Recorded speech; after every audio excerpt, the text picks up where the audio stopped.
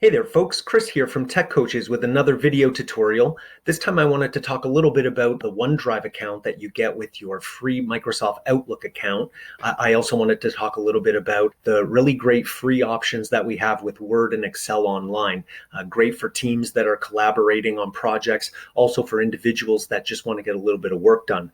So first I want to make sure that everybody understands how to access this OneDrive account and what it actually is.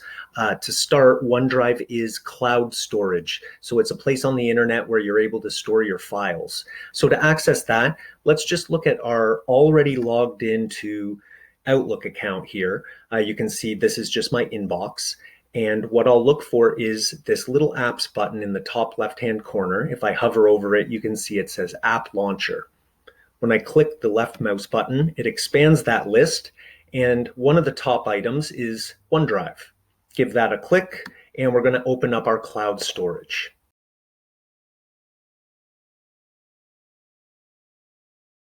So this is what it looks like when I first logged into my OneDrive account. I can see here it's very similar to a file management system that you would see on your Windows 10 computer. I have 3 different test files here stored in the cloud. So instead of these files being on my computer, they're actually available to me on a Microsoft-based internet storage called OneDrive. And that's available anywhere that I can access the internet from around the world. And I'll be able to access these files virtually instead of requiring one particular machine that contains them on the hard drive. I think that's a really great thing to recognize about why cloud storage, in particular OneDrive, is going to be of benefit to us.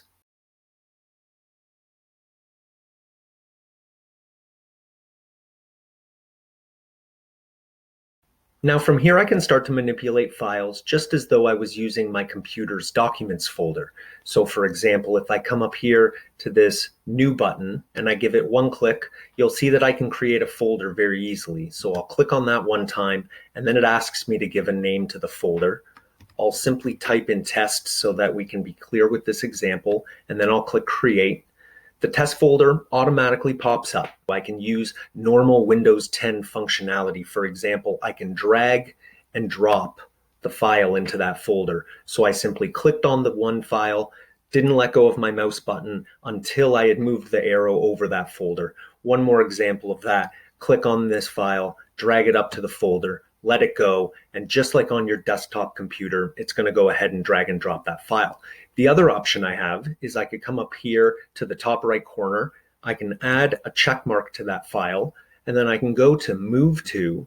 On the right side, select the appropriate file that I'd like to put it into, or rather the folder that I want to put it into, and then I would click on the Move button. Let's go inside the test folder that we've made, and you can see Test 1, Test 2, and Test 3.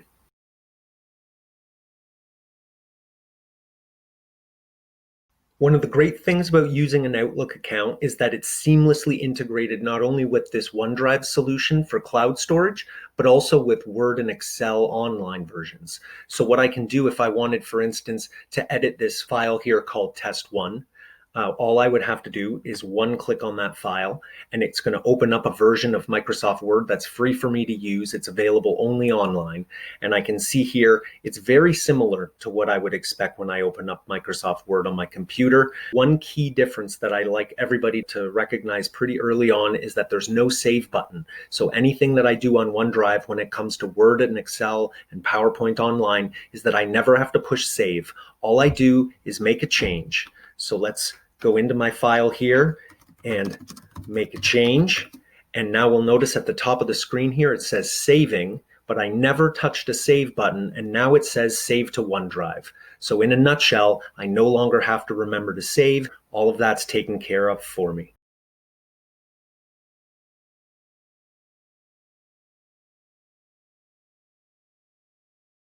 All we need to do is come up to the top of the screen on the tab that's associated with our Word Online file, and there's a Close Tab button there represented by a little X. Give that one click, and we should be returned directly to our OneDrive account. And now we're faced with those 3 example files that I had prepared before. So why don't we go ahead and move on to Excel? I'll give that a click and the software opens automatically, again, resembling just about what I would have seen on my desktop version of the same program. Once again, though, I need to remember that if I make a change to the file, I do not have to push any sort of save button. I just push enter on that cell to make that change and it automatically saved into my OneDrive. Just so that we can see that illustrated, I'm going to go ahead and close on this file, and then I'm going to open it back up again. And you're going to see, without me pushing any saved buttons, we can notice there's that make a change that I had already just put in there. So no save button, huge benefit of using the cloud. Now, when it comes to using Excel Online, it's going to have all of the major functionality that my desktop version of the software did. I'm going to be able to create different charts and tables for displaying data. I'm going to be able to use the formulas that I'm accustomed to plugging in. Also, I'm going to have access to what they call auto sum or anything like it when it comes to making different calculations using the spreadsheet software. So just know all of that's fully functioning, built right in, available free of charge online. Really great stuff. So now that we're done working with this file, I don't need to make any more changes. So what I'll do is I'll click up here on the X to close out this tab, and we'll be back into our cloud storage on our OneDrive.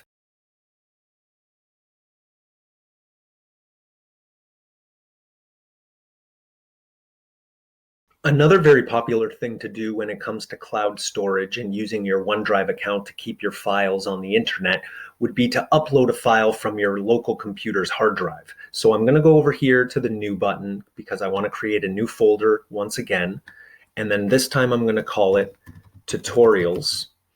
And from there, I'm going to have this new folder available to me that I can upload something to. So let's do that now. That's the next step. I'm going to open up the tutorials folder. We can see here that it's empty.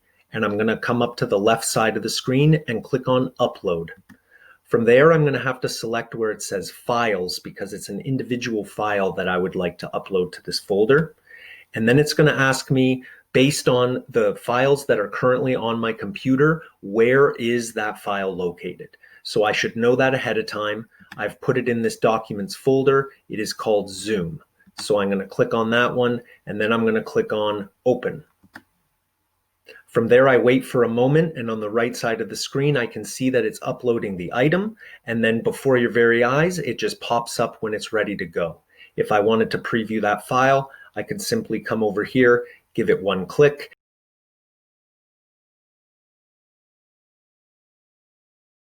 When I'm finished reviewing my PDF file, it's easy to get out of here. All I do is move over to the right side of the screen in the top corner, and there's an X that I can click to close that file. That will return me to this folder that's contained within my OneDrive.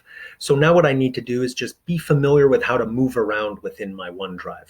I always have on the left side a menu that contains my files. So that's how I get back to the very starting point of where all of my different folders are contained. So here we're back to our original example where I've created the test folder, and I've now also created the tutorials folder. If I was in a position where I no longer wanted one of these things, it's very simple to get rid of it. First thing I would do is I would come over, for instance, to this tutorials folder, and I could put a little check mark in the top right corner. That would stimulate all of these different menu items on the top of the screen to show up, one of which would be delete. So I give that a click, and then it simply disappears. You'll notice it says undo in the top right corner. So if I just by mistake had done that, I could very easily bring it back. Now what I'd like to do is share a file that I've already got stored on my OneDrive with somebody else. So let's go over that process nice and easy. First thing I want to do is I want to go into this test folder.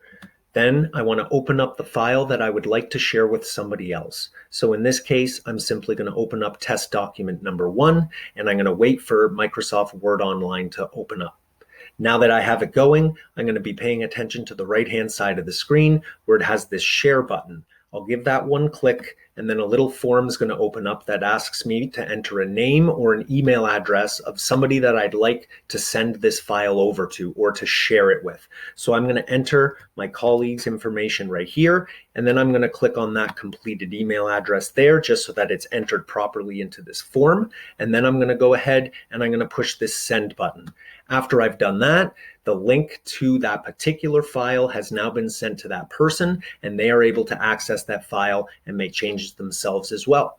I'm going to go ahead and push on this X right here. That closes it down. And now I know I have shared that file with my colleague Melinda. Next thing I'm going to do, close down Word Online because I no longer need it. And then I'm going to push on my files just to take me back to the primary directory of my OneDrive. Now that we're here, my friends, that's everything that I wanted to cover in this video tutorial. I do hope that you got some value out of this video. Please do tune in to another video tutorial in the future, as there's always more to learn.